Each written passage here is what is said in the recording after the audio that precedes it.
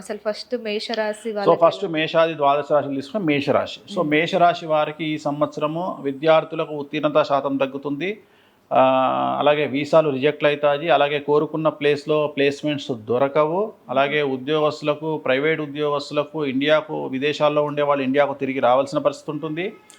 అలాగే ఉద్యోగస్తులకు ఉద్యోగాలు కోల్పోయే అవకాశం ఉంటుంది. అలాగే బ్యూరోక్రాట్స్ అంటే పెద్ద పెద్ద స్థాయిలో ఉండే ప్రభుత్వ ఉద్యోగస్తులు, ఐఏఎస్, ఐపీఎస్ లాంటి వారికి ఏసీబీ, సిబిఐ, సిఐడి లాంటి కేసులు ఉంటాయి. వ్యాపారస్తులకు GST, income tax, sales tax, commercial tax కేసులు ఉంటాయి.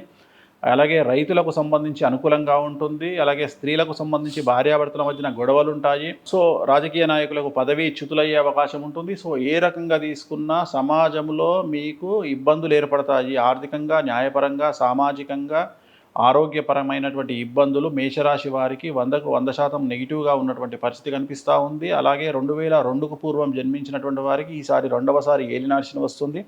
కాబట్టి పెను సంచలనాలు మీ జీవితంలో నమోదయ్యే అవకాశం ఉంది. అలాగే తల్లిదండ్రుల్లో ఒకరికి ఆరోగ్యపరమైన ఇబ్బందులు ఏర్పడే అవకాశం ఉంది. మరి వీటికి సంబంధించిన రెమెడీ కనుక తీసుకున్నట్లయితే తిరునల్లార్ శనీశ్వర ఆలయంలో ప్రత్యేకమైన శని పూజ నిర్వహించుకోవడం ద్వారా, నలుపు రంగు దుస్తులకు, నలుపు రంగు కార్లకు దూరంగా ఉండడం ద్వారా ఈ సంవత్సరం సమస్యల నుండి గట్టెక్కుతారు. అంటే ఇప్పుడు వీళ్ళు నలుపు రంగు వేసుకోవద్దు, ఆ రంగుకి దూరంగా ఉండాలి. నలుపు రంగు కార్లు వాడొద్దు, అసలు బట్టలు అసలు బట్టలు వాడొద్దు, చెప్పులు వాడొద్దు, బెల్ట్ వాడొద్దు, పర్సు వాడొద్దు, లెదర్కు దూరంగా ఉండాలి.